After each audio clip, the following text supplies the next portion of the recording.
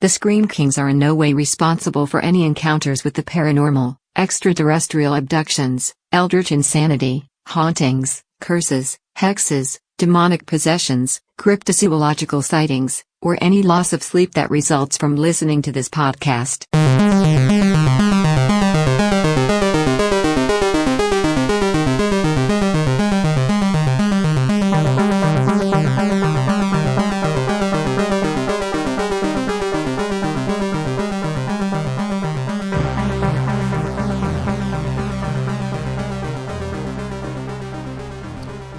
This is the Scream Kings podcast. I'm Nathaniel Darkish. And this is Max George. You opened a doorway between podcasts, and we don't know who or what will walk through it.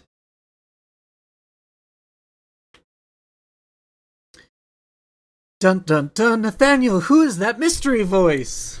Why, that is Mark. Hello. This is kind of a special episode for me. I'm probably going to be ooey gooey and romantic. Gross. Everyone, we have a very special guest today. My boyfriend, my partner, my amigo in crime, Mr. Mark Pettersson. Hello, Mark. Hello, everyone. Thanks for having me on here. I'm excited. It's a very special episode, too, at least for Mark and I. Today is the first day of Pride. And as a podcaster, I feel very honored, and again, all of those ooey-gooey romantic feelings are all welling up inside as I get to have my partner on the show. It's kind of a nerdy little spooktastic way to celebrate Pride, so thank you. Yeah, thanks for being on, Mark. Thank you, and happy Pride to everyone here and everybody listening. To kick things off, let's hear a little bit about you and your experience with the horror genre, and then we'll also talk about your bona fides for also why we're here, because we're not just talking about only horror stuff. We're blurring the line a little bit again with getting into the world of comic books. Very out of brand for us, I know. So, Mark, how did you get into horror? When we first started dating, this was like a prerequisite for me. My partner needed to be a horror fan, and you check that box. So how did it start? Yeah, no, that's a great question, and I've been thinking about it because as far as as young as I can recall, I've always been interested in horror. But this very specific moment that I remember is my mom took me to Toys R Us one night. And we didn't buy anything, it was just a look, just for fun. And then I come home and I go downstairs and my older siblings are watching Child's Play. And I just laid on the ground behind the couch, poking my head out, watching it and loving it, but being terrified of it at the same time. I don't remember how old I was, but that was my first experience that I can recall. And did you continue watching horror as you grew up? Was it kind of an off and on watch when you could, or did you actively seek it out?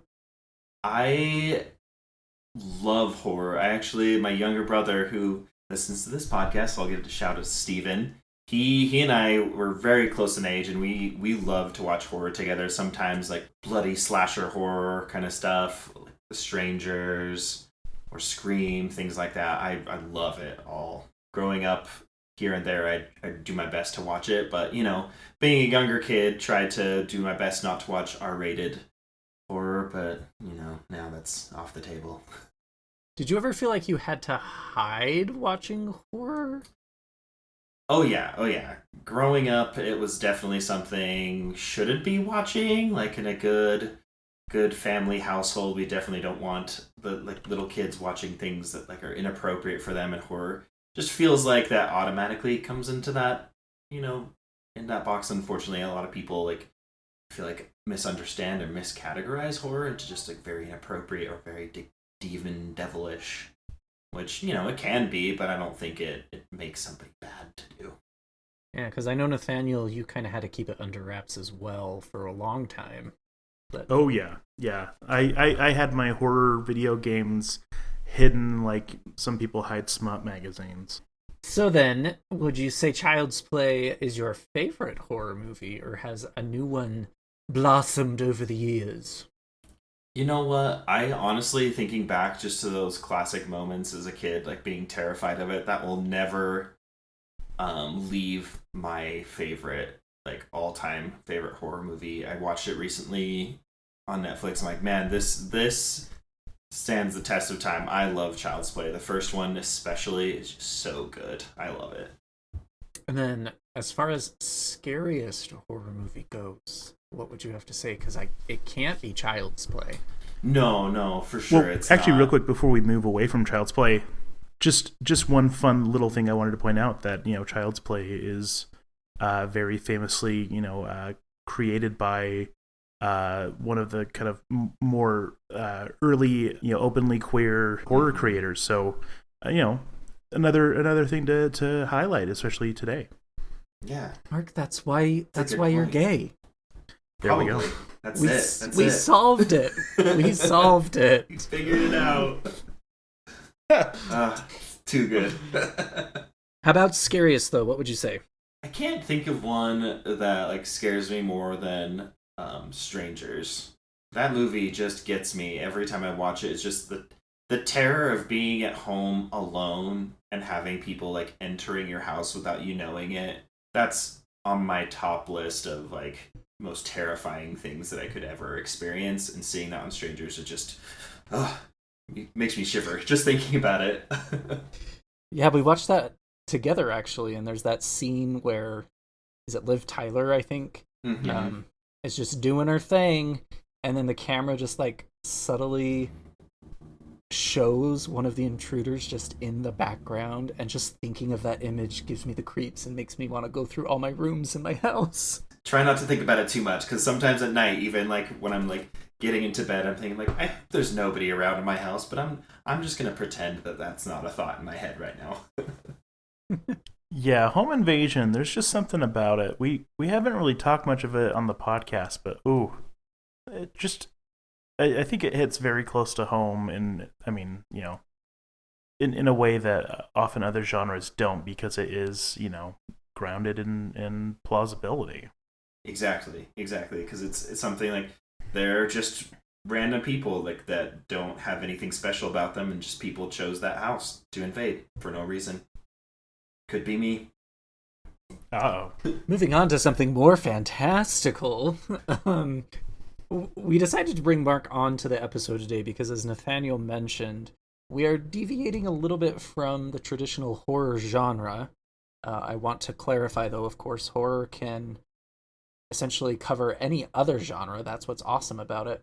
But we want to dive into two kind of Marvel Cinematic Universe shows that really have kind of leaned into the horror theme. Those being Moon Knight and Multiverse of Madness, Doctor Strange's second movie.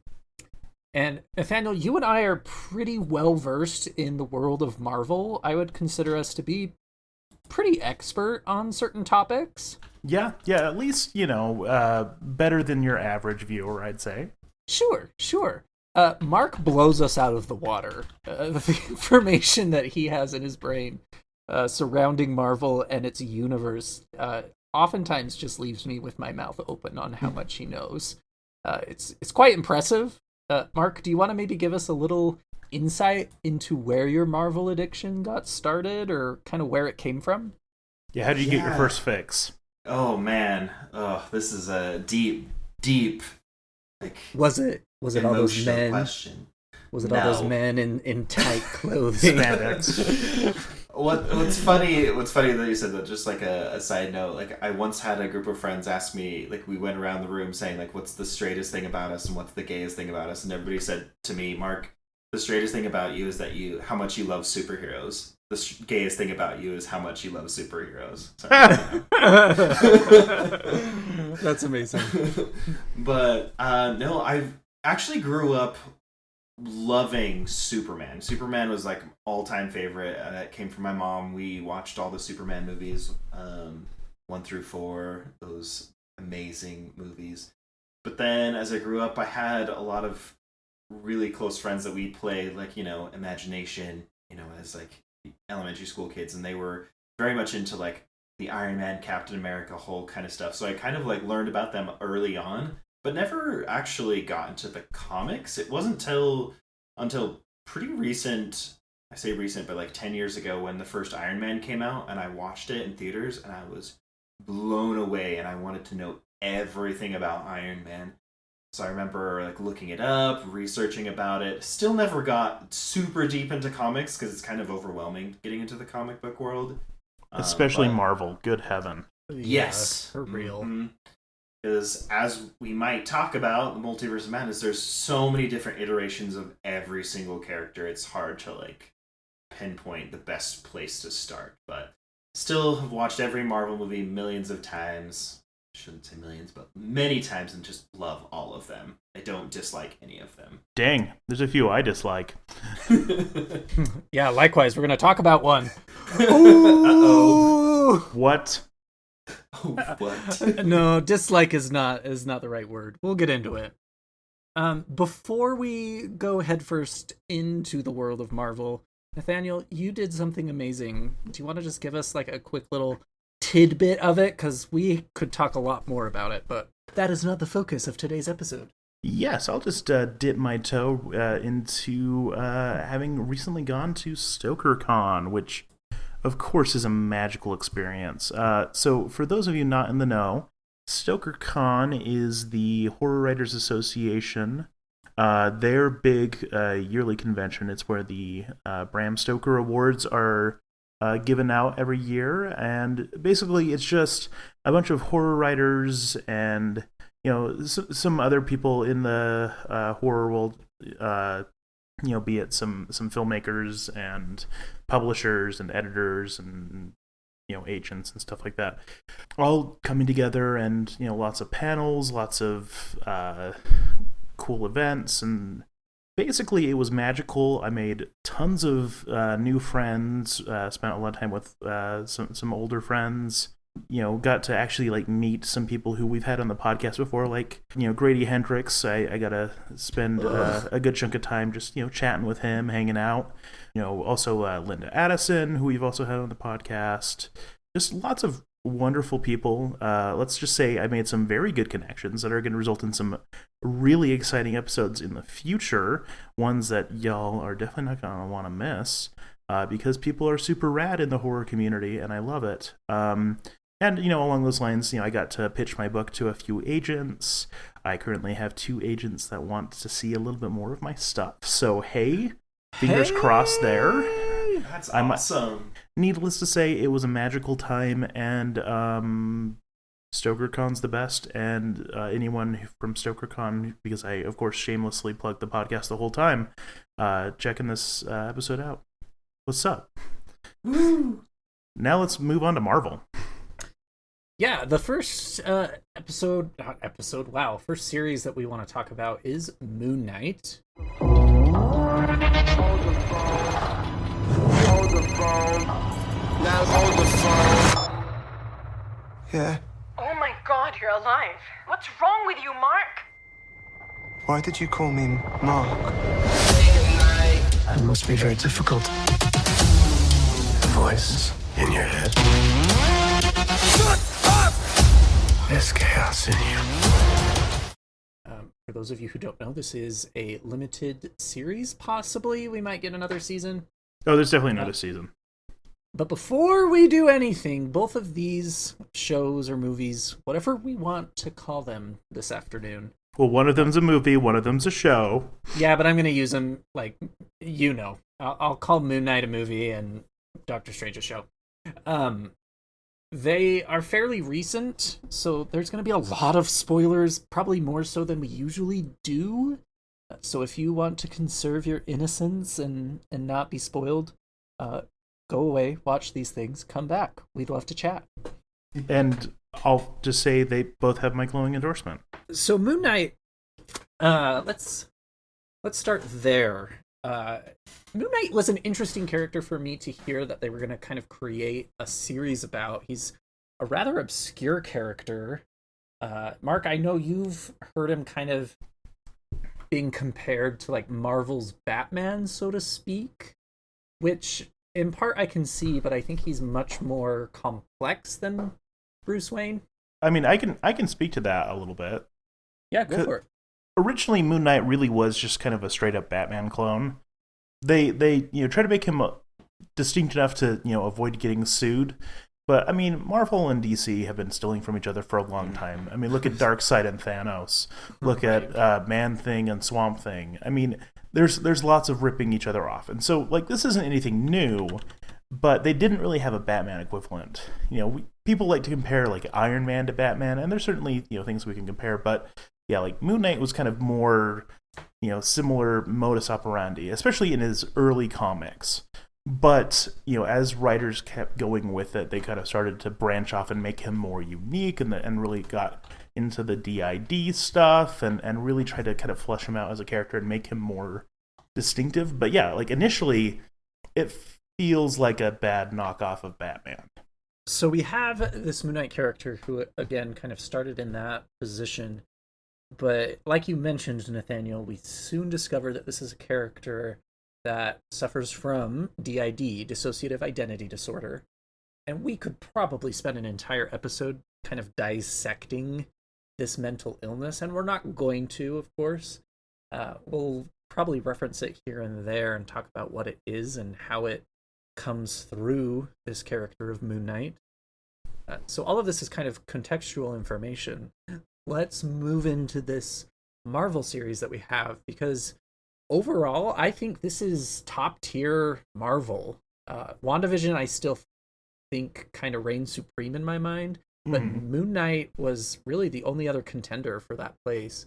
And Mark, I know you kind of struggle. You think it kind of overpasses WandaVision to some regard. Yeah, absolutely. I actually, after we finished Moon Knight, it took me probably like a week or two to process and think it just barely beat WandaVision for me. So it is on my number one of Disney Plus Marvel series. So let's dive into some of the pros.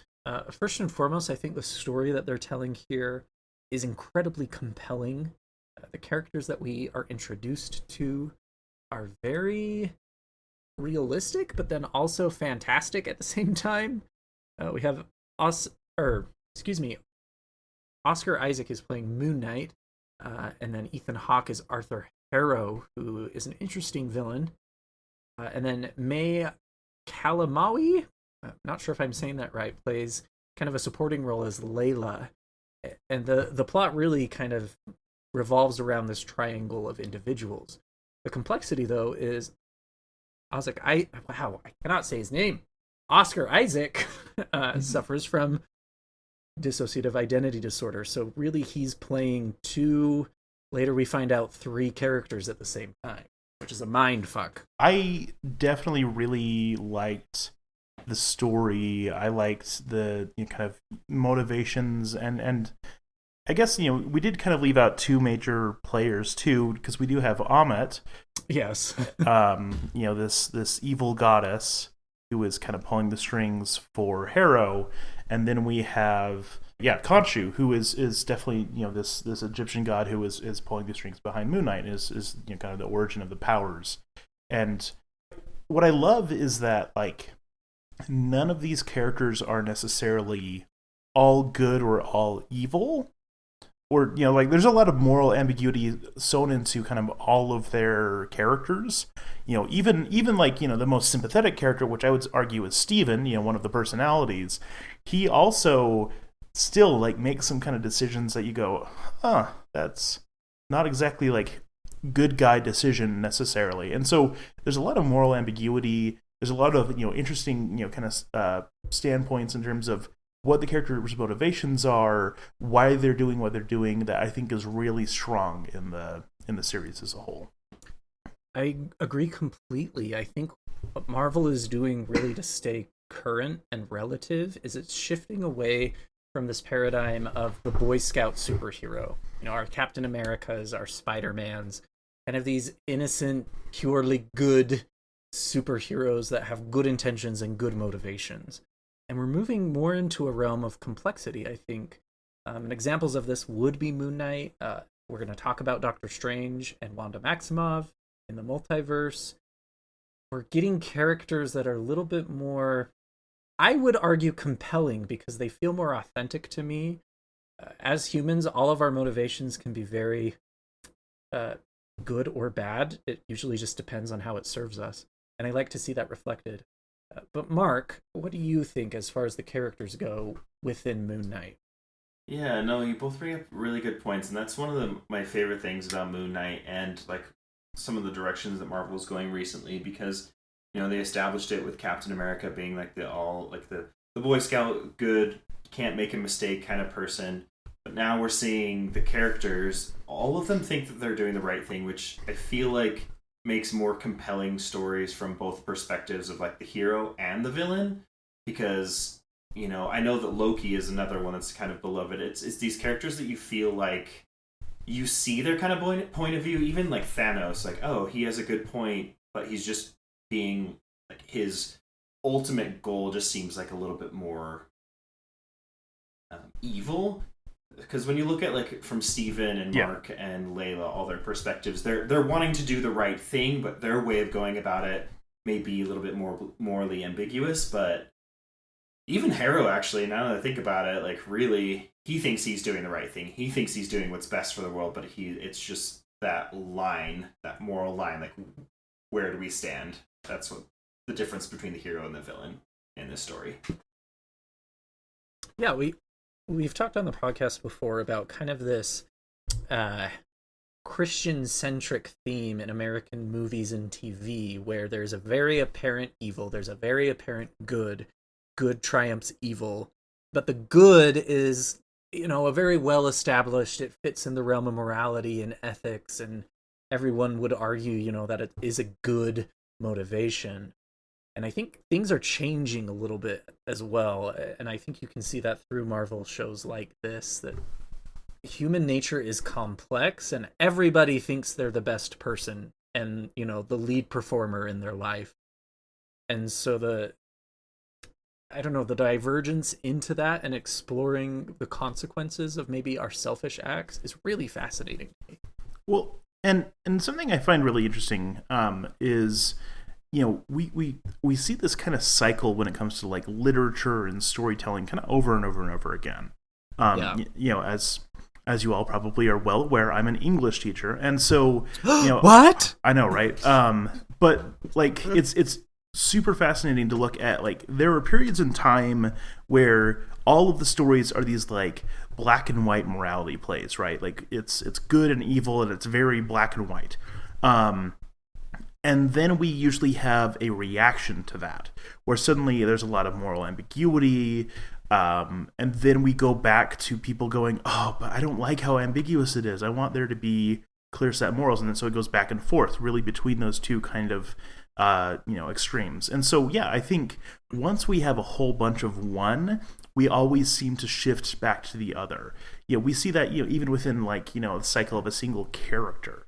You look at Batman, and throughout time there are there's like usually like a decade or two of Boy Scout, super good, always self-sacrificing Batman, and then there's like dark, gritty, complex, beating someone half to death kind of Batman, and it keeps going back and forth in terms of what do we want from the character.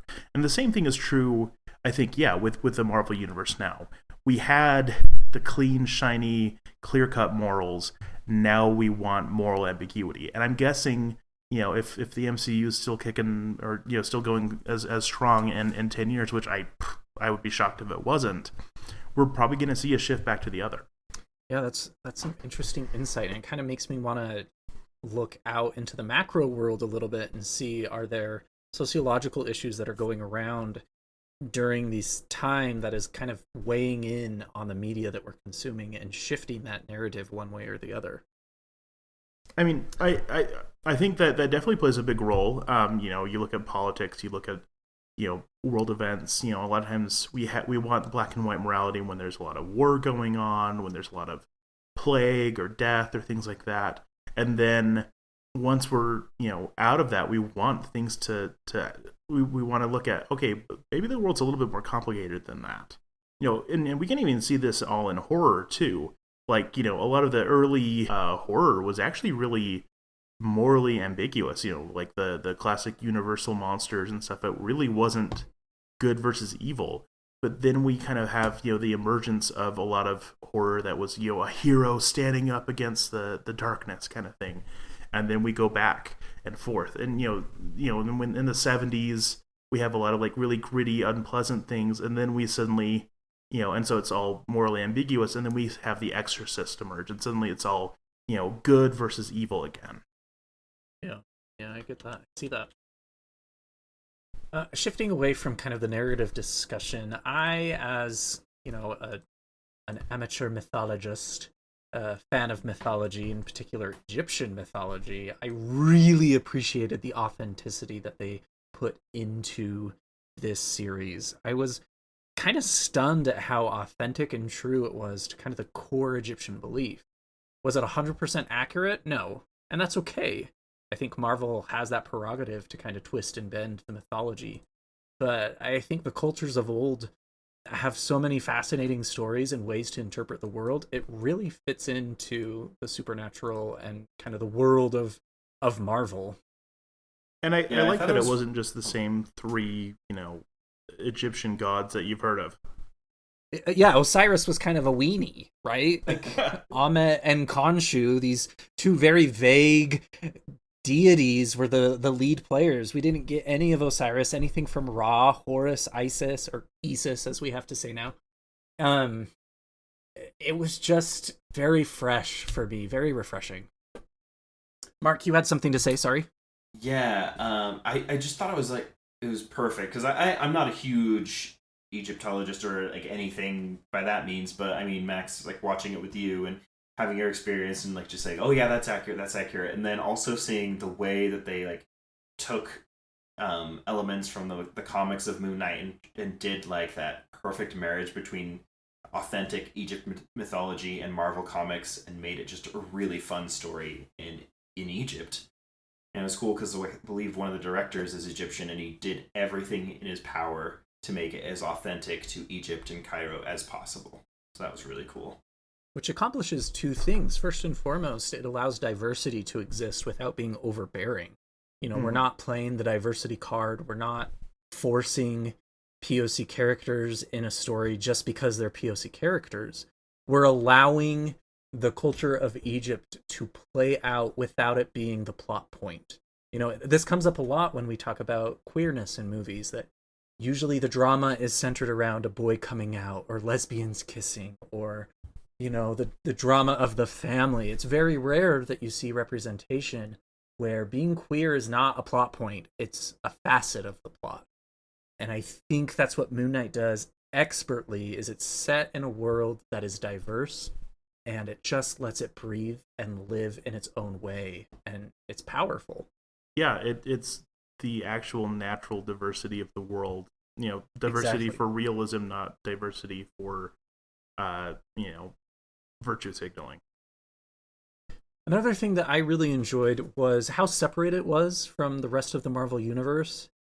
One thing I love about the Marvel Cinematic Universe is the little Easter eggs that are in every film. It's one of my favorite things. I think it allows fans to theorize very well.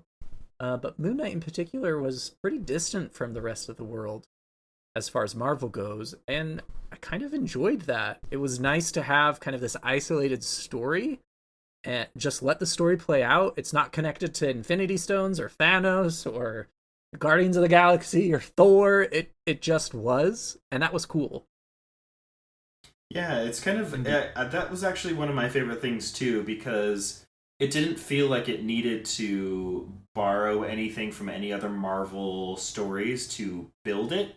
It had its own foundation, and it was completely separate. Like, I know there might have been like Max, like you said, small Easter eggs here and there, but like to the casual viewer, they wouldn't have noticed anything like that, and it was very strong on its own.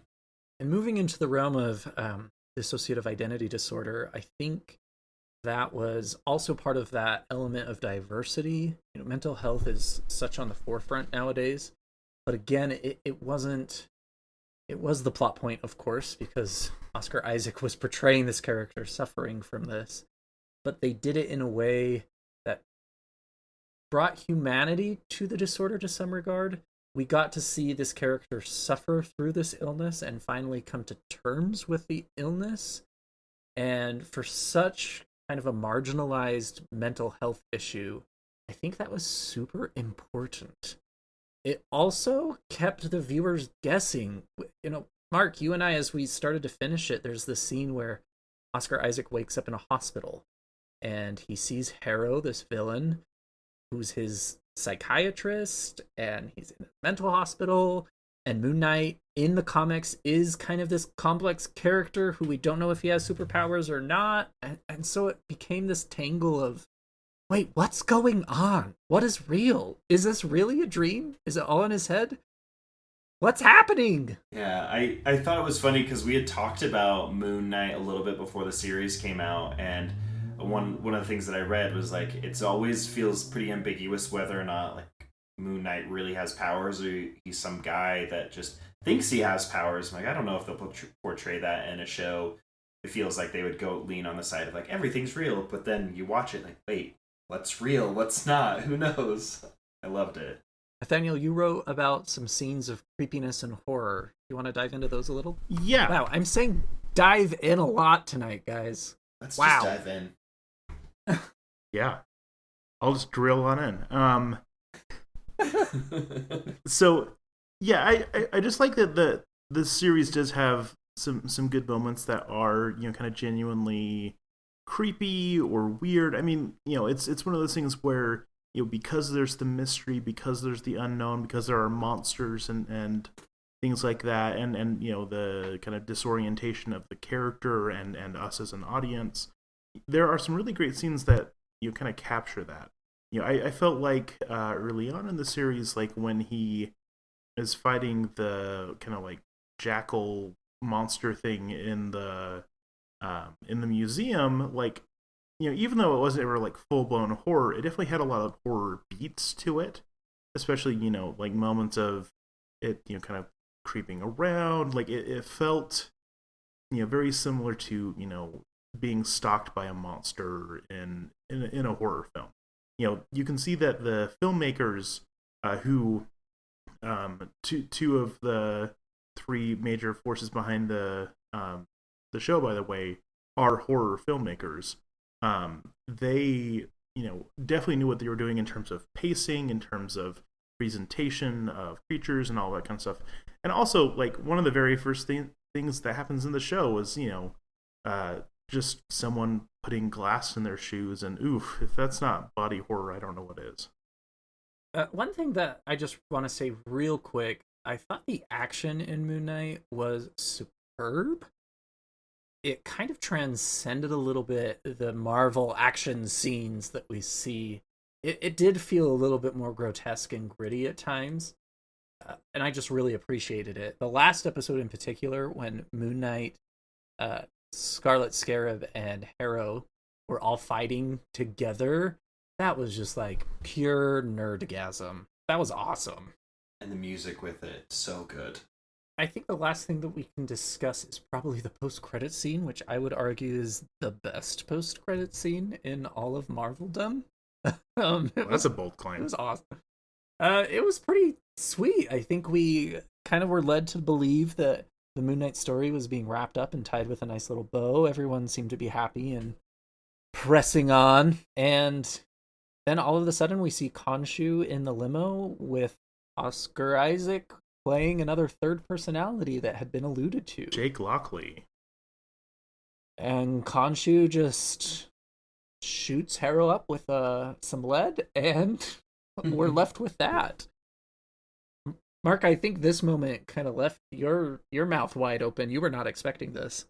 No, I had been wondering, so in my nerdy form, like I had read all about Moon Knight and how when we started watching it, it was like, oh, they're only talking about Steven and Mark, but there is a third one that's in the comics that's a lot talked about. I guess they're not going to address him, but then you get hints of like there's somebody else inside, and I wasn't sure if they were going to talk about it. And then the show ended, and then the post-credit scene came up, like, oh, there he is! Oh my gosh, that's so cool! Oh, so I loved it. I loved the little lingering last second to kind of keep that cliffhanger for potential growth or like more of Moon Knight in the future. So I'm very excited to see what happens. Yeah, me too. So like, because of how much I was enjoying the show, probably when I was 4 episodes in, I just decided to read a bunch of Moon Knight comics. So I read basically like 2 full runs of Moon Knight, which, I mean, really wasn't that much content. It was basically like 5 volumes, 6 volumes of comics. Yeah, so it was fun to see like all of the ways that it had diverged from the comics. Yeah, like that Jake Lockley character is already, just from that 2-second snippet that we see of him in that post credit scene, very different from the comic book character, because he's just like really chatty, friendly cabbie in the comics. But yeah, it's just fun to see how they have taken a lot of the creepier ideas, have played with them, have built a story that is its own, but is also very strong and very true to the character in a lot of ways, while fitting nicely into the Marvel universe. I really want to just see ways that Moon Knight hopefully will eventually interact with the other characters in the Marvel universe, just because like that's I think where a lot of the best Moon Knight comic stuff at least comes from, because he's just kind of an asshole to everybody. Like, one of my favorite things that I saw was him talking to Punisher, and Punisher is like, "Oh, hey, you're still talking to your Egyptian god," and he's like, "Yeah," or it's "Are you still motivated because you're getting orders from an Egyptian god?" And Moon Knight's like, "Yeah, you're still avenging your dead family." And so it's just like that's like who he is. And I also, by the way, something we didn't mention was just like the different ways that the superhero has his different forms. We have Moon Knight, going around punching things with the cool cape, and then we had Mr. Knight, the suit, and how those are distinctive characters, and in the comics that's true too. We have basically a detective as Mr. Knight, and then we have kicking people's teeth in with Moon Knight. So yeah, I think it's time to jump in. How about that? To some of the things we may not have liked about Moon Knight and Multiverse of Madness in a few minutes. I apologize for me. I think the critic in me came alive while we were watching these two. I know you both really loved these shows, but I got something to say. Okay.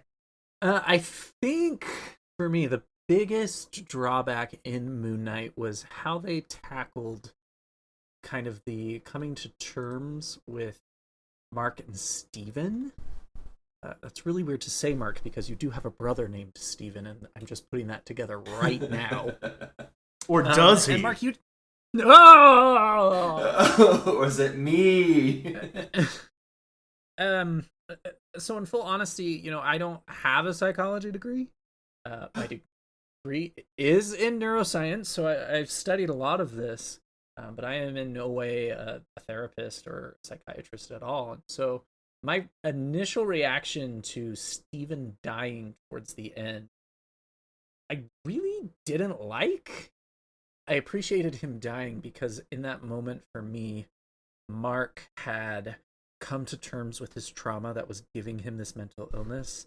He saw the benefit of it, but was able to be strong and kind of move through it and eventually get to the gates of Osiris and kind of get back to his life. And when that episode came out, Mark can give witness to this, I was very moved. I thought it was very almost poetic. And then the last episode, guess who comes back alive? Steven. He was never dead all along. And I think sometimes Marvel is a little afraid to kill their characters to some extent. I call it the Marvel death. In all of the movies and the universe that we have, there are really only 2 main characters who have died. Tony Stark and Black Widow. And so, not knowing a lot about DID, I was a little bummed that they kind of rewound and made his trauma still affect him. But Mark, you did some excellent research, and come to find out, DID, a lot of the therapies involved in that is actually kind of embracing these other personalities and not letting them kind of control you, but learning and working together to live your life. Am I correct in that? Yeah, so again, I don't have a degree either, but kind of the on the opposite token with you, I love that moment when Steven died. It was just like a really like interesting way to show that, like, oh, you're now pure of heart, so you can make it to the field of reeds and you can go back and return to life. But then after that episode ended, I'm like, well, I feel like that's what makes Moon Knight is his multiple personalities and kind of embracing that. And so when Steve did come back to life, it kind of meshed in. And then later I found out that one of the things was what they call it, basically one of the, not cures, but one of the best practices or ways to move through DID is to come to terms and like work together, like your multiple personalities work together and not against each other. So that's kind of what happened with Mark and Steven at the end, and I thought that was awesome how they did it. And I agree with that. If I know like that is the treatment, that makes a lot more sense to me. I just don't know why he had to die. I feel like it would have been a lot more powerful, especially to people who do suffer from this disorder, to not see this separate identity just die. Why couldn't Mark and Steven have had that heart-to-heart and work through it together to come out on the other end? I just think Marvel sometimes throws the death card too easily because they're living in this Marvel universe where they can rewind very easy. I agree. I think, yes, the personalities is very key to the character, but it did erase a lot of the emotional beats that we were given. Yeah. You know, that's fair. Yeah, like it's really one of those, like, I have split feelings because I think Steven is an interesting character and I don't necessarily want him gone.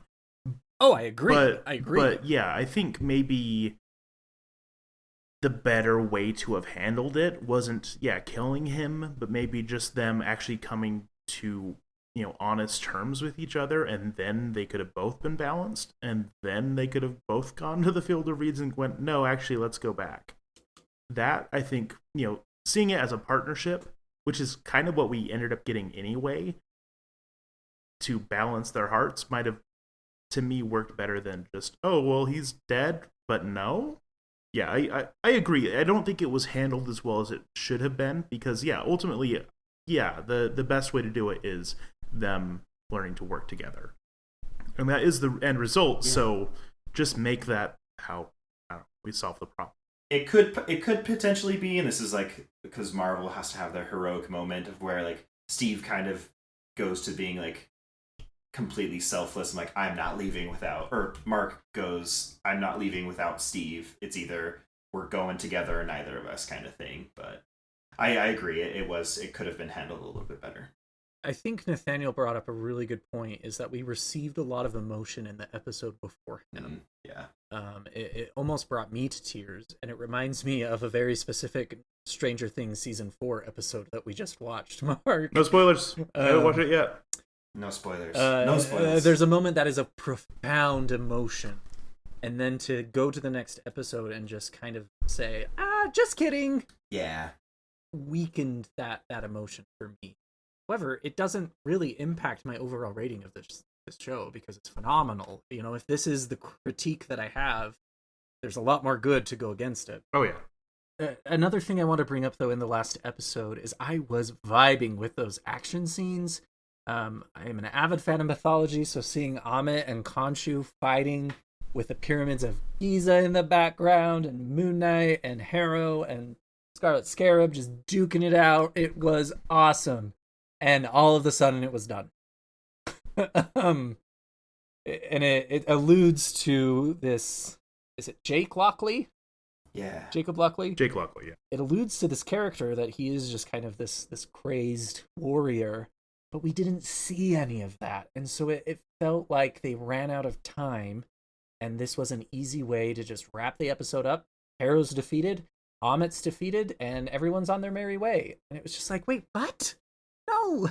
I want to see it! Yeah, I agree. I did feel like, especially that last episode, wrapped everything up in a quick bow, mostly just by waving their hands and saying, don't worry about it, it's all fixed. And yeah, it felt too quick and convenient. this is a thing that I hit a lot as a writer, and talking about story structure and talking about all of that kind of stuff. We need to have a satisfying denouement.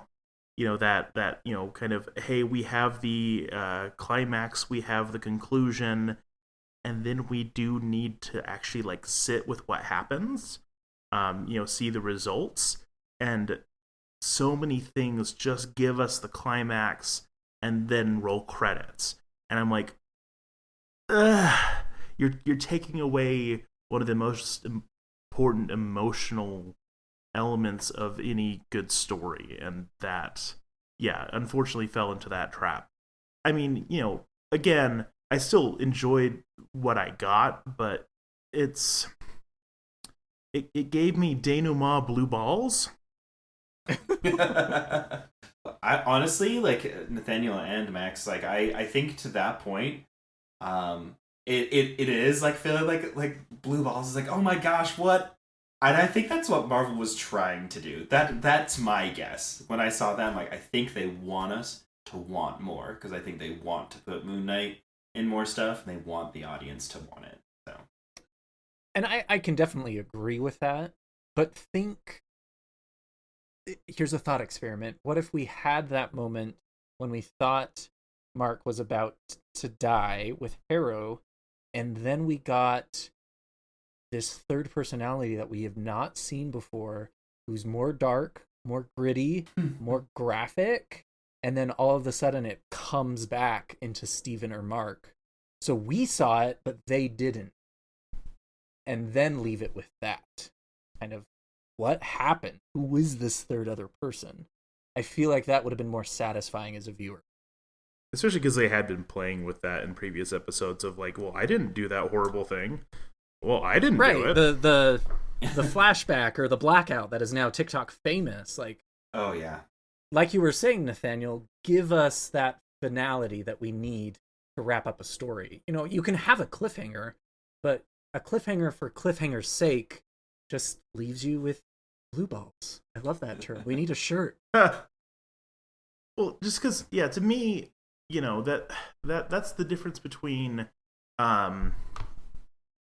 good, story wrapping and creating this artificial sense of tension, right? Like, it's the example I hear a lot in like writing classes is like, treating like, ending a chapter on, and then she opened the door and gasped, and then started the next chapter. It was the mailman.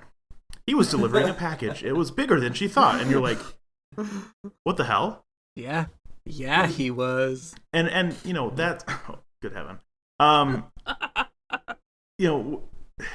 When that's it's creating this artificial tension that isn't earned, and yeah. So like, to me, I would rather have the story completed, in terms of this arc, and then give me the next arc. Yeah, you can tease the next arc, but do finish up the arc we have first.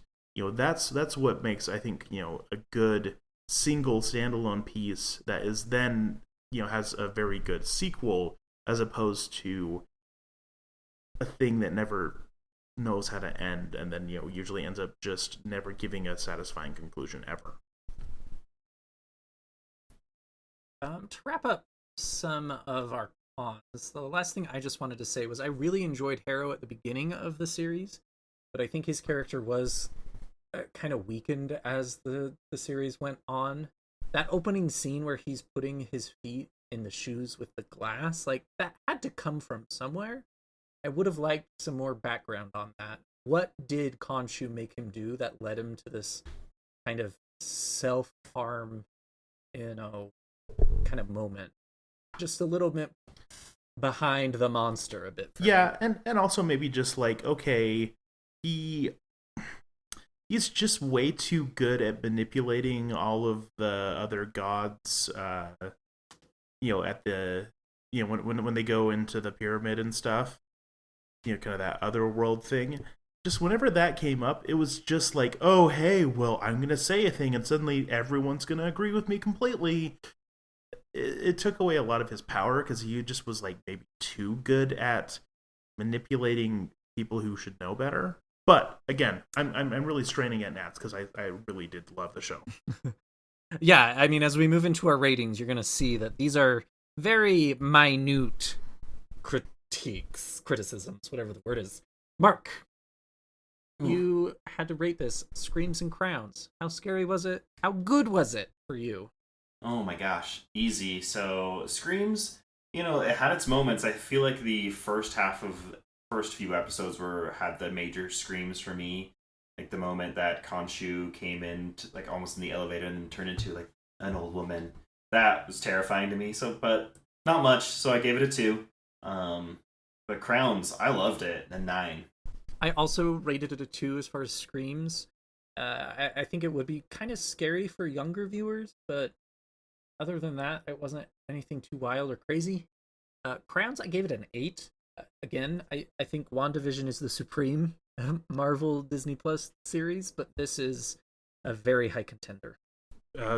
Same scores as Max, 2 and 8.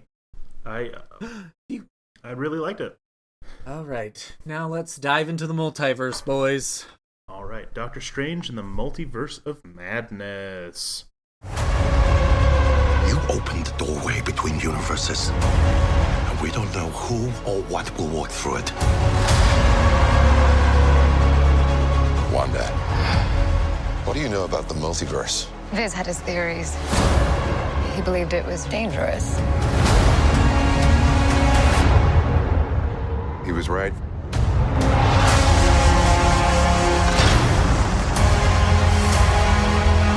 I'm sorry, Stephen.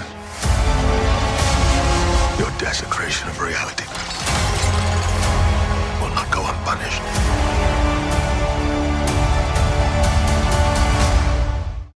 So let's kind of talk about the pros of this movie. Again, spoilers are going to be all over the place here. This movie has a lot of spoilers that would ruin people's opinion of the movie. So please heed with caution. First and foremost, Doctor Strange is one of my favorite superheroes of all time. You got Venom, you got Spider-Man, and in like a close third is Doctor Strange. I love him. His sass, the magic, the occultism, it's me as a superhero. And so I was pretty hyped for this movie. I really was excited to see how Wanda, the Scarlet Witch, fit into all of this based on how phenomenal WandaVision was for me. And I think the combination between these two really was fun. She did not put up with Doctor Strange's sass or wit or even his logic. Wanda was a realized character who had her intentions and her motivations, and she saw them through. And I think that was a really good Achilles heel to the character of Doctor Strange. I think he was a little dumbfounded at some point because of her. I agree, especially like when you're putting this up like against the first film, because like that's kind of what he did to beat Dormammu, was to basically pull the same kind of stuff that then Scarlet Witch pulls on him. And I loved that, seeing that basically, hey, yeah, he can just kind of like bulldoze his way through a problem, and then she does that to him, and maybe better. Mark, what do you think? Because I know this movie was your chosen one for a few months. I think not a day went by that we were together that you weren't talking about this movie.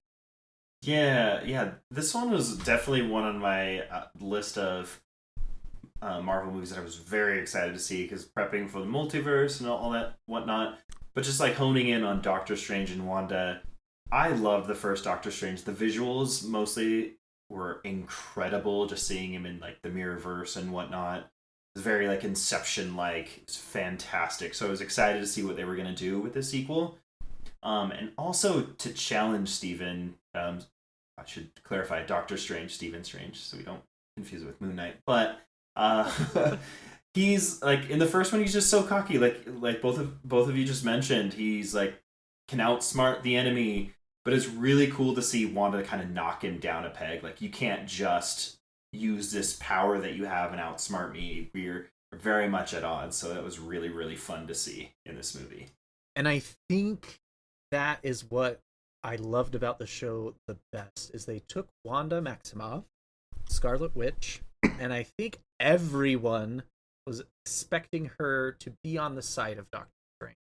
That they were going to butt heads like Iron Man and Captain America, but they would eventually work together. That was not the case. Scarlet Witch was the villain of this movie. And a villain she was. Oh man, she freaking wrecks some fools.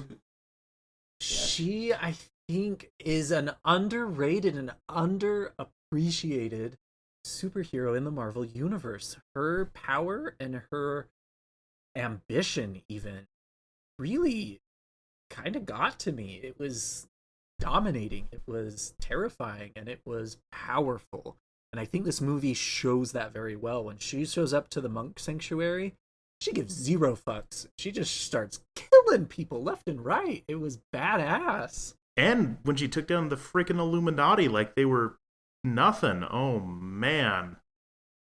Yeah, we'll get there. Holy Moses. Mark, what did you think of Scarlet Witch? I know she's probably in your top 5 favorite Marvel characters of all time. And how do you feel they portrayed her? Oh man, you're asking to talk about the pros and cons all in one question. But I will go with the pros first. It was incredible to see. Yeah, let's focus on the pros. We'll get to the cons. Oh yeah, pros first. Pro first. We'll wait the cons for later. But it was incredible to see Wanda on screen. Just seeing her as this very timid but still powerful character back in Age of Ultron, kind of grow into her own, experience a lot of trauma and loss, and kind of accept this whole mantle of the Scarlet Witch and like hone in her powers. Just seeing how unrelentlessly, like, just powerful raw power she has and not holding back on that. It was just so much fun to see. And Elizabeth Olsen as Scarlet Witch, incredible. Love her. Yeah, she is a delight. And a delight to the eyes, too. I mean, what? You're the only one who will think that right now. You know, I could still agree with that and not be no, totally. I will give beauty where beauty is deserved. I also really appreciated how they handled the multiverse. Yes. It's been a point of concern of mine ever since the What If series on Disney+. Mark and I spent one night until, what was it, like 2 a.m. in the morning talking about how they handled a specific episode of the What If series in the multiverse. Yeah. It's a complex idea. It's a complex kind of story to play. And I think they did it so well in this movie. We weren't hopping and jumping through all different types of multiverses. We stuck to a few. But the way it was portrayed really, I think, helped the viewer understand and accept the narrative without having to think about it. What do you guys think? I hard agree. I think that was the thing that this movie did way better than I expected. I fully expected to go in and, would watch this movie and go, okay, I understand the multiverse, but then I would have to then explain it to a bunch of people afterwards and go, this is what they were doing here. This is why this makes sense. I didn't have to. It was seamless. It was well done. It was well executed. It was fun. We got some, little moments of some of the really weird worlds, like the Paint universe and all of that kind of stuff. But for the most part, we had, 4 main multiverse worlds that we kind of got a good feel for. That's very manageable. Yeah, Nathaniel, I agree. And something that I would say on top of that, Marvel does a really good job at explaining, I feel like, complex ideas and making it very easy to understand. So like in Avengers Endgame with the time travel, and now Doctor Strange in the Multiverse of Madness, the multiverse, while they are complex, I feel like they make it so easy to understand what you need to understand for that story. Yes. If you go digging into the weeds, okay, things get a little bit hairy, but you don't need to understand all of that for what they're trying to tell, if that makes sense. Yeah, they give us the elements we needed to appreciate the roadmap. Mm-hmm. Exactly. I think it is very important as well to talk about America Chavez. And again, Marvel knocks it out of the park by having a POC character who's also queer, who also has queer parents, who that really isn't the discussion. You know, she's definitely queer. The jacket that she wears has a little amor es amor. It has a pride flag on it, but it doesn't come up. It's not a plot point. It's just who she is, who her parents were. And that was very moving and meaningful for Mark and I, especially watching it in theaters. You know, as a queer couple, seeing us represented in a big budget Marvel movie, that was just cool. Props to Marvel, props to Disney. Yeah, I agree. They handled it well, and America was just a great character. Like she was spunky, she was fun, her powers were interesting. You know, even though she was a new character for this, I was cheering for her within 5 minutes. So she was a great addition to the Marvel universe and was great. I thought she was one of my favorite parts of the whole thing was just watching her and seeing her interesting character. Yeah, I'll have to agree with that, Nathaniel. Walking out of the movie, I'd have to say, surprisingly enough, she was my favorite character of the movie. Just her spunk, her personality, that energy that she gave, and it makes me really excited to see what Marvel's going to do next with her character. The battle scenes, though, the music battle, Strange versus Strange, with music notes. How cool! Yeah. I think I just need a minute to appreciate just how Sam Raimi this movie was. As soon as I heard Step Off. Okay, we'll get to it. Okay. I have a great love of a lot of things that Sam Raimi's done. Especially the original Evil Dead trilogy and of course the Spider-Man trilogy and lots of and also some other fun points along the way. Darkman, Ash vs. Evil Dead, a lot of things. Like what he does is he just has such a unique style, and it's so off the wall bonkers. It doesn't always work in every movie that he makes. Like, for example, I don't really love Drag Me to Hell. Yeah, Drag Me to Hell. It's not one of the best. Yeah, and a lot of people love that movie, and I get why it works for people, but for me, it didn't land. But man, that dude swings for the freaking fences like no other, and I felt, at least for my movie going experience, this movie was crazy and just off the wall and weird, and that's what I wanted it to be. I wanted it to be more horrific than your run-of-the-mill horror movie, run-of-the-mill Marvel movie, which this absolutely was. And there is some pretty gruesome stuff here and there, and also, yeah, it was just silly and weird, and but was 100% committed to what it was. Yeah, the music fight, does that necessarily make sense? No, but it was freaking awesome, and I don't give a shit. I had the best time. 100% agree. Also, we of course had to get our Bruce Campbell cameo in there, and it was definitely a little nod to Evil Dead. Loved that, the whole hand attacking him. Yeah, cannot say how much I love that adequately. I just was like, oh, this is what they're doing? Oh, I'm so happy. And then also, I'm pretty sure that, in a very Sam Raimi fashion, some of the monster stuff, especially near the end with the spirits of the damned or whatever that are attacking the zombie Strange, I'm pretty sure those were stop motion. I'm 90% sure. That was so great. And just, the way they acted, the way they, were weird and angry and chaotic. Yeah. It just checked all of the Sam Raimi boxes I wanted it to check and more. It's funny because I was just thinking about some of the horror moments, for me at least, in the movie. I know we don't really, doesn't look like a specific note about it, but one of the things that I just wanted to bring up was there were some moments that for me kind of terrified me, because I remember the moment where I think it's Doctor Strange and America Chavez are like trying to run underneath, like in the sewers or whatnot, and they're closing the doors behind them because Wanda is coming in, and she somehow like sneaks through with her magic, sneaks behind them, like jumps and appears, and America Chavez screams, and I feel like half the audience started screaming in that moment. So they had some really scary moments, which were really fun to have. So yeah, I definitely agree.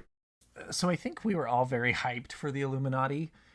We got that like trailer, I think the week before the movie actually came out, where it finally confirmed that the Illuminati was going to be there. See, I just avoided I avoided everything after that first trailer, so I had no idea. And then when it was, I was like, oh, they're going to do the Illuminati, like, you know, half a scene earlier, and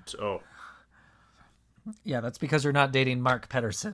You know, Nathaniel, I honestly, I wish I could have avoided that second trailer, but I know if I had gone back, I would have done the same thing, because there's no way I can stop myself. You know, that's fair. Those choices for the Illuminati, let's just talk about them and revel in them for a minute. I think my favorite moment from the movie is when they showed John Krasinski as Mr. Fantastic, and I almost scream whispered, "It's John Krasinski!" You say almost. I was sitting right next to you. It was very loud. He said, oh, John Krasinski! Like, I swear the whole theater heard you. I was bamboozled. I never thought he would be in it. To be fair, I think I literally did exactly the same thing with no shame. And I will say, great choice. It was the first time in my entire life I cared about Reed Richards, because I think the Fantastic Four frickin' sucks. Yeah, I agree. Up to this point, we have never had like a good representation of the Fantastic Four. Well, and I'll deviate just in that. Also, the Fantastic Four comics suck. But go on. But John Krasinski as Mr. Fantastic would make me care. Yeah, right. He is great. So great. Such a good choice. And then we finally got our Charles Xavier. X-Men are in the Marvel Universe! Kinda. Oh, you know this is going to go places. Oh. They can't just leave it at this. Oh, of course not.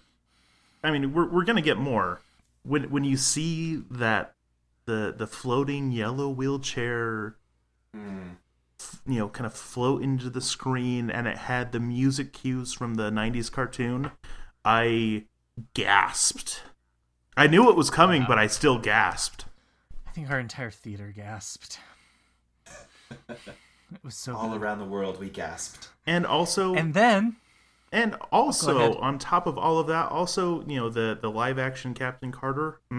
And too bad what Wanda did to them. I was just going to say the next gasp that was heard around the world was wrecking them.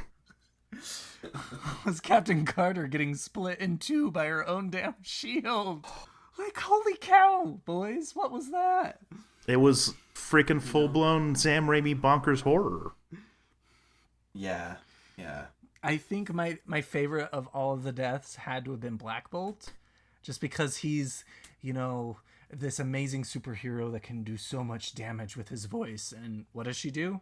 Takes away his mouth. Oh, yeah. That was very good. And also, I never cared for most of the Inhumans, including Black Bolt. And him popping his own brain kind of made me go, yeah. There we go. All my frustration whenever they've come up in the comics... It was all just taken care of right then. Yeah, you can say props to Reed Richards for telling Wanda what his power was before she stopped him. So. All right, should we step into... I'm trying to think of other terms now. Some of the things we did not like, other than the ice cream song. No, I'm not ready to be yeeted into the cons yet. Love that. Because we still have not given Mr. Danny Elfman his due, because holy crap, that dude absolutely crushed it with this movie. Yeah, that Danny Elfman can do no wrong. Has he ever composed music that has sucked or been minimally bad? I mean, no, but this was, I would say, a high point in his career. And I mean, the dude was, the front man of Oingo Boingo, so this is saying high stuff. Danny Elfman's incredible work in this movie. So many great moments. Okay, so now you can cast us into the cons. I am not casting anyone. It is the two twins singing the ice cream song that is casting us into the cons. We like ice cream. It was a choice, I will say that. To dive in, I think the hardest thing for me to resolve after watching the film was Marvel suffers from the hype train a little bit. I think that the universe is so well established and the fan base is so well established that there are a lot of theories that go around. There's a lot of hype. There's a lot of expectations that are kind of put on the film before it even comes out. And I might take your practice into play for the next big budget Marvel film, Nathaniel, and just avoiding a lot of that so that when the movie comes, I'm not disappointed by things that I shouldn't be disappointed by, right? Yeah. So, I mean, what I'm getting from this is not that the movie was bad, but that you did this to yourself by watching too many trailers. No. Okay, again, try dating Mark Pettersson and doing that. But also... don't blame me. I'm just saying, No. one teaser, and then I'm out for any movie that I'm interested in. No, that is just the start of my issues, so don't you worry, sweet Nathaniel. But I do. If you look at it and you look at the kind of the fan base before the film came out, there were so many things going on. A lot of people thought the X-Men were going to be revealed. There were Deadpool rumors, Spider-Man rumors, even Venom rumors. I even saw. Like, there's just so much going into it, and the idea of the multiverse being unfolded before our eyes really. It was tough to not have all of that. And say what you want to say about doing it to myself, but I also think the fan base did it to us as well. The hype for this movie, I mean, this was the post-credit scene of Spider-Man. Mm-hmm. Like, Marvel did it to themselves in some regard, I'd argue. I mean, yes, but, at least with the fan stuff, you can mute stuff on Twitter, right? Yes, I agree. I don't think you're hearing my true argument, though, here which is that the Marvel universe is so big, I think a lot of the fans expect certain things, and it's kind of like a critic bomb. Before you even see the movie, you're expecting things before you see it, and it hurts the integrity of the film. Yeah, I just avoid all that. Well, I guess you're better than us. I mean, you said it, not me.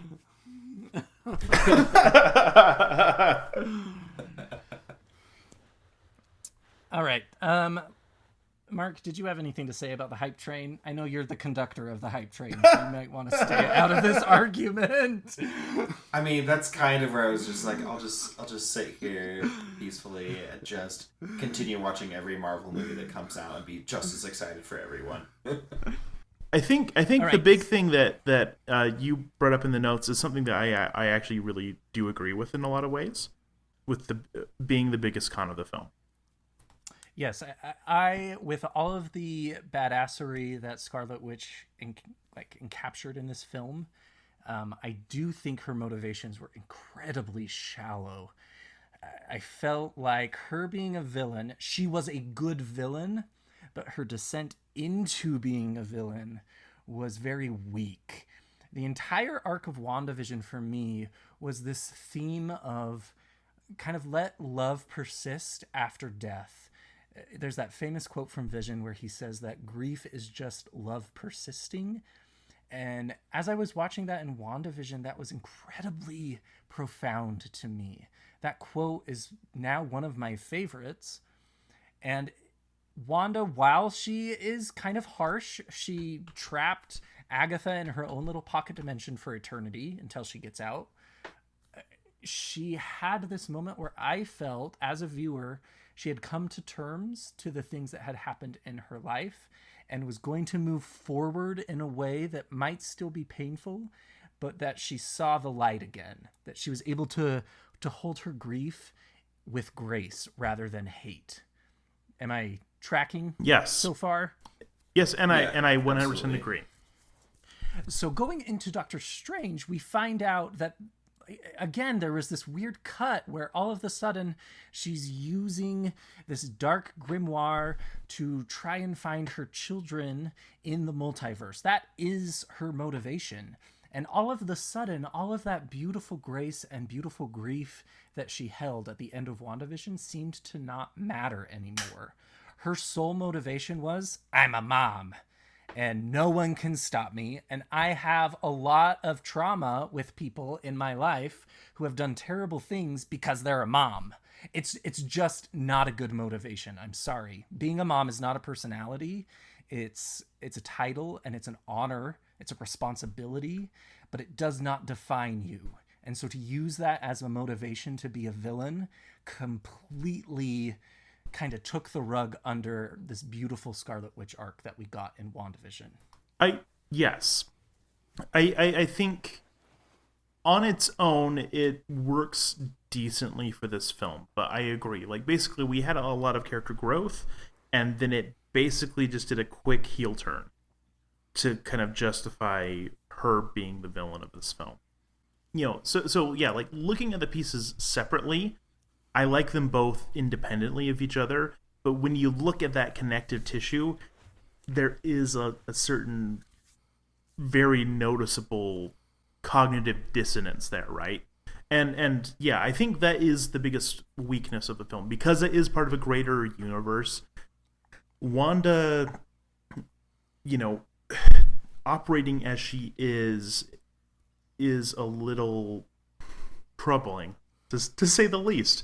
Like, you know, I, as a parent myself, like, I totally understand, like, the, level of love and devotion and, you know, things I'll do for my kids, 100%, I'm on board with that.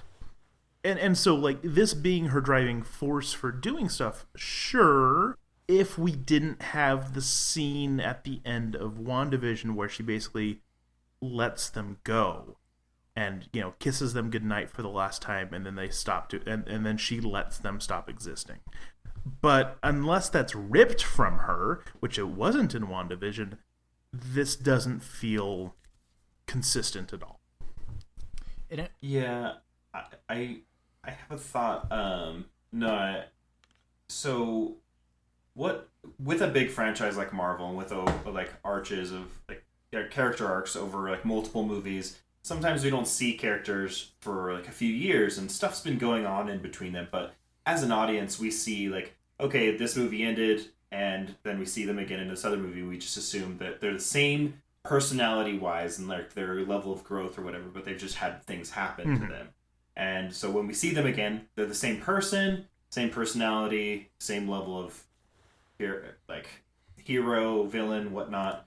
And we don't need to bridge any gaps. But then with Wanda, we end WandaVision on a note like she's a hero. She kind of goes through like the steps of like her loss and grief and whatnot, and then like Nathaniel, you said, like letting her children go. We just get a teeny glimpse, the post-credit scene of like her like realizing her kids are still out there as she's researching the Darkhold, and that is kind of what's and it feels like Marvel just says like, okay, we've given you that, now you need to accept that she's done everything over time from the WandaVision up until Doctor Strange. Now she's like hell-bent on getting her kids back. So I do see that point of like, it just feels like there's this gap that I wish we could have kind of seen that descent to connect it. And which is well, and even just seeing her maybe creating this kind of delusion for herself. It doesn't matter because it's not my universe that I'm killing these people. It doesn't, basically, I don't know, just like her taking smaller steps that then lead to the bigger, hey, she's just snapping necks and, killing people left and right. Yeah. Like, just even if we had more allusions to, oh, hey, you don't actually know that, how I've built up to this. Well, and also if we want to take a look at it too on a more micro level, America Chavez's character is a child who has been separated from her parents. And Wanda does not show any empathy to this child who is estranged from her own family. She gets to the point where she wants to take America's powers and essentially kill her for her own selfish reasons. And that is an issue. If Wanda's motivation is to look for children, for her children who are estranged from her, it would make sense with the character arc that we saw in WandaVision for her to see some empathy in America Chavez, to see some mentorship that, oh my God, here is another child who has lost her family. But instead, there's nothing. There's cruelty. And it just, as cool as she is, the Wanda we got in WandaVision was very different from the Wanda we have in Doctor Strange. And Nathaniel, I agree with you. And Mark, I also agree with you that at a micro level, looking at WandaVision and then looking at Doctor Strange, they are very disparaging and kind of frustrating for me.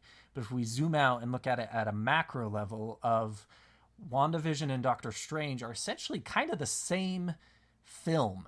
I would argue that it's better to watch all of WandaVision and then immediately watch Multiverse of Madness, because then you're not kind of contemplating on the mythos and the ethos of Wanda's arc and narrative.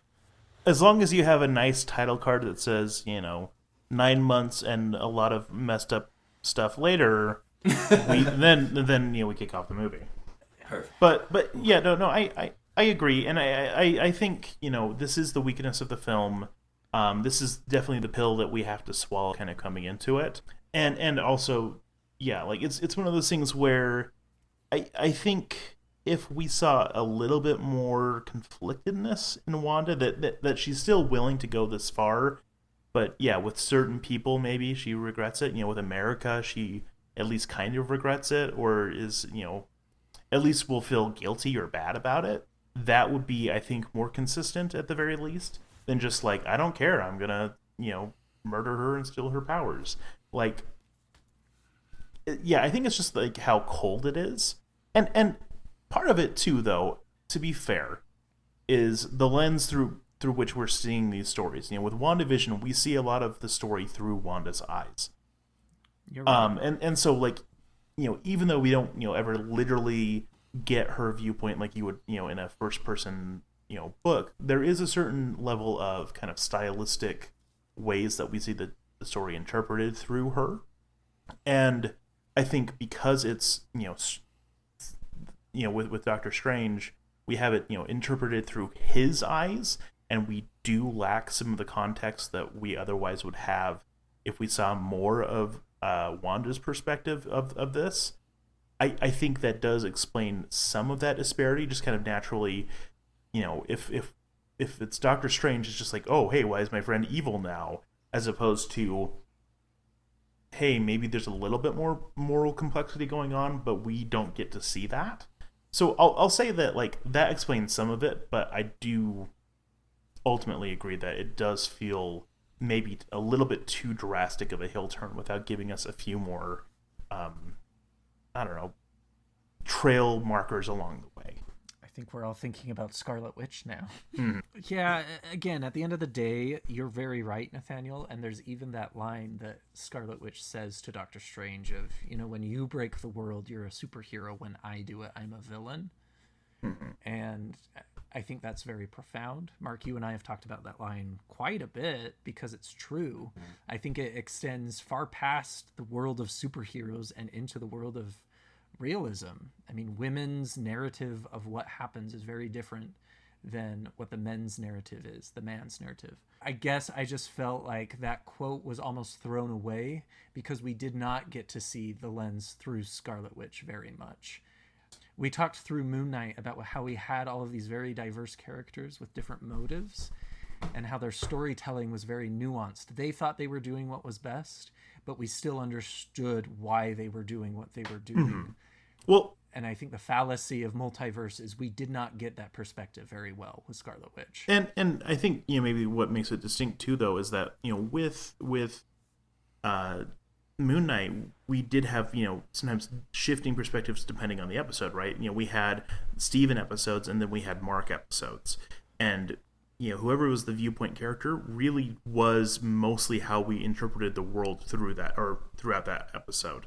And so a movie doesn't necessarily lend itself to it as well, just because, it's long form, and we do tend to stick to kind of one viewpoint character throughout a full film, unless it's more of an ensemble film. But, I think in this case, maybe having the shifting perspectives might have worked a little bit better, just considering that WandaVision did have such a profound impact on the plot. And I know you guys, kind of shifting gears here, have talked a lot about Sam Raimi. And to be honest, I love Sam Raimi, okay? Let's just get that out there. I understand a director or creative force kind of putting their stamp in a movie. And I just felt as the movie continued and got towards the end, it got a little overbearing for me. In particular, the zombies that are fueling the dead body of Doctor Strange. The faces like shaking in front of the camera felt very Sam Raimi. It almost turned into a gimmick for me, feeling like, hey, I'm Sam Raimi, I directed this film, I'm here. And it pulled me out of the Marvel fantasy for a little bit. It was a little jarring for me, I guess. I definitely see why that's the case, especially because Marvel really has had pretty tight control over, even though they have a wide variety of directors and stuff, there's, kind of just some major kind of like stylistic elements that are pretty consistent throughout all of them, right? Basically, between, kind of Iron Man and the first Avengers film, I think that kind of set the tone for 90% of what we have in the Marvel universe in terms of just like how the directing is done stylistically. And I think that, them being as rigid on that for as long as they have makes this movie feel very jarring in comparison.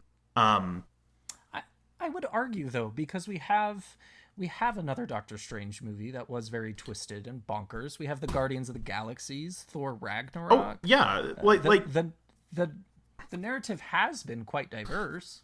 I don't disagree that like we have diverse narratives, but I'll say like Ragnarok was probably the first like big departure stylistically. Like even the original Doctor Strange has a lot of things that still, like in terms of the story structure, in terms of like a lot of, kind of how things are presented to us as an audience. Yes, it's like very mind-bendy, but it is ultimately the same kind of general tone of film. I would have to agree with you, Nathaniel. I see that because I get what you're saying. Like in general, there might be like character personalities that might bounce the style of the movie up and down, and whatnot. But the whole like feel of the movie. So like the one that stood out to me that you guys just mentioned is Thor Ragnarok, Taika Waititi. Like I felt like it was very different. And surprisingly enough, I really liked Thor Ragnarok, and I know a lot of us did, but a lot of fans didn't because they wanted it to be taken more seriously, and because that's the way a lot of Marvel movies had been going. So I know there are quite a few people out there that didn't like Taika Waititi's like his interpretation of the events of Thor Ragnarok. So that kind of like where I feel with Sam Raimi. Well, and I want to be clear that it wasn't that I wanted the narrative to be more serious by any means. Oh. As a horror critic, though, I was watching this film and I felt, oh, this is a Sam Raimi film. This is not a Marvel film. That is my problem. Sam Raimi can have creative liberties all he wants, but my issue was this is turning more into a Sam Raimi thing than it is a Marvel Universe thing. That's all I'm saying. No. I love Sam Raimi and I love what he does, but I think he left his imprint too hard, especially in the latter parts of this film. Well, I definitely see where you're coming from. I loved it, but I see why it isn't as ubiquitous. And I think it's interesting because I think we really are moving towards more of that rather than less because, they did bring Taika Waititi back for the next Thor movie. They are, kind of having I think a more diverse type of directing coming in, and like, I guess great example of this was with the original Ant-Man film. It was supposed to be more silly and crazy because it was originally it was supposed to be directed by Edgar Wright, who directed the Shaun of the Dead and Hot Fuzz and Scott Pilgrim and Baby Driver, and he has really strong stylistic points, and because they weren't letting him do that with his script and with his directing, he walked away from the project. But now they are shifting, I think, more towards letting directors kind of play in the universe more, and so I think we're going to see more of this, and I think some of the films are really just not going to work for everybody. But I think at this point it's so established that they're willing to experiment more, even though like it is a big departure from the existing style, and like it is a much bigger thumbprint on this movie than I think we've seen even with Ragnarok. I think my biggest pain point were those zombies, these like wild and crazy, silly zombies. See, I love them. I love them so much. And I guess I just felt in this world of occultism, they felt very, I don't know, it just didn't feel like I was in the same universe. It felt like Deadites. It did, yeah. And it felt like the corny, cheesy Deadites, not the it felt full-blown Army of Darkness zany antics. Yeah, that was not at all like anything we've seen in the Marvel Universe ever. Like, I 100,000,000% agree, but that's why I liked it, and I see the same thing of why you disliked it. But that was like my favorite thing in the film. Yeah, I mean, I can speak ad nauseum. I think I felt like it would have meshed better in the beginning of the film because we were at the climax of the plot, and to add these silly, goofy ghost zombies, I don't know. It was distasteful in my mind. Agree to disagree, but yeah, like I 100% see where you're coming from on that. Okay, so you think Wong should have died? I do. Again, Marvel death. It would have been much more impactful, I think, if Doctor Strange showed up at this crazy temple to fight Scarlet Witch and Wong had really died. Why does Scarlet Witch get to murder the entire temple and then Wong survives a fall from these two behemoth demons and somehow he makes it out alive? It was annoying. That's because Wong is awesome. No, I love Wong. Don't get me wrong. But and he's the Sorcerer Supreme, so he can't die. It's a Marvel death. Give us the death. Give us the realism.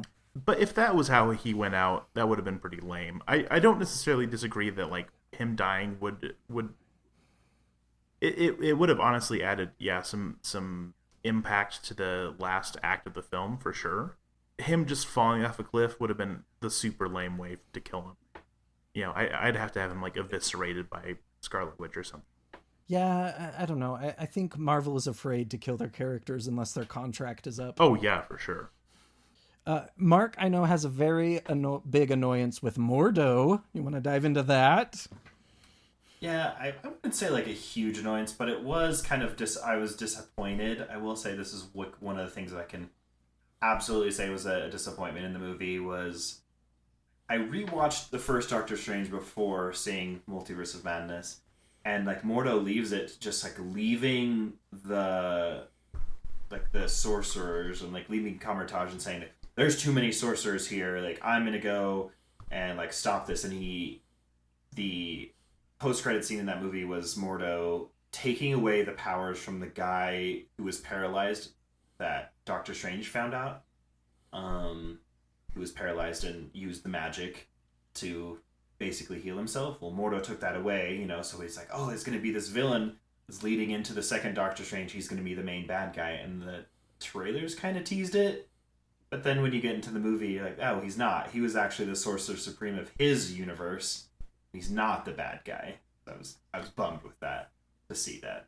Yeah, I think that's fair. Mordo, I feel like they haven't come up with like a good storyline to go with, and that was definitely, I think, just teasing us and misdirection. Oh, it's gonna be Mordo. Oh no, it's actually Scarlet Witch. It was the bait and switch, as far as the advertising goes. But I don't know. Hopefully, we have a good Mordo of the 616 universe. Finally come and do something interesting. I mean, they did tease the Dark Dimension again, so who knows? He could be back in the, well, that's right. in the next one. We'll see. And then finally, the ice cream song. We love ice cream, yes, we do. Okay, I will say that the him growing an evil eye in the middle of his head right at the end did kind of make me groan. That was your groaning point? Good lord. I think that was my only groaning point, though. The rest of it, I just had the biggest smile on my face the whole time. Should we move on to ratings? Let's do it. I'll kick us off. So with Screams, I also gave this a 2. There are some...